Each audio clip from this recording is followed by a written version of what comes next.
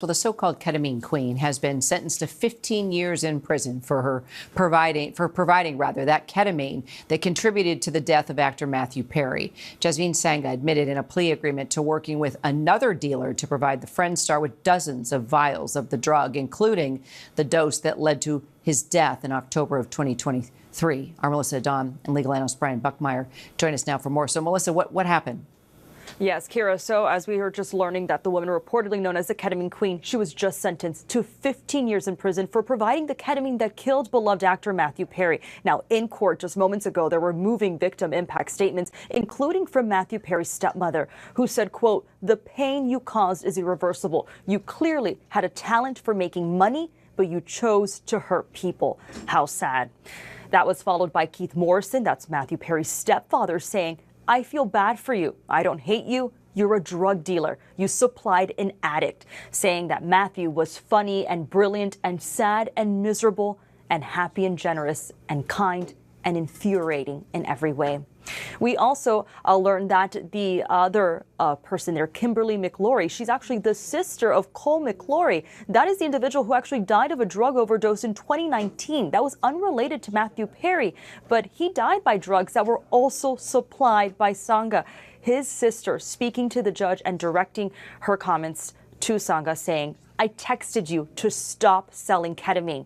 Being caught was the only thing that stopped you." So very, very powerful moments in court just now, Kira. Well, Brian, we were talking earlier about what was going to influence the judge's decision on sentencing. We had talked about the fact that Sangha, had been talking about a book deal and capitalizing basically on Perry's death, which is just so sad. But then you hear about these impact statements that Melissa just described. Did that all play a part on what the judge decided here? Yes, and I also add to the fact that the prosecutor asked for 15 years and they pretty much got what they asked for.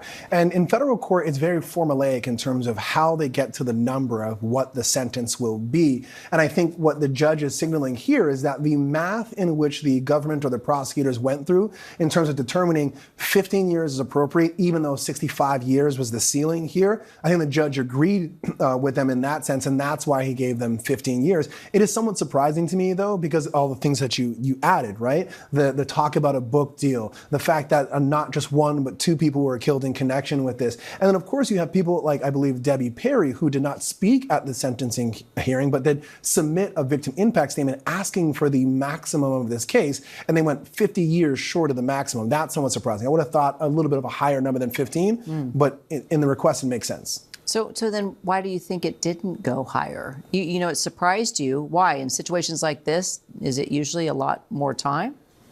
I think in situations like this, one where a person is selling a drug that can kill people, I merely lean on my own experience as a federal defense attorney in SNY, ED&Y. Whenever you have one who is part of a criminal enterprise that feeds drugs to someone and even remotely dies, you're looking at 20, 30, 40 years, regardless of where you are in that drug production. You could be a middle management, so to speak.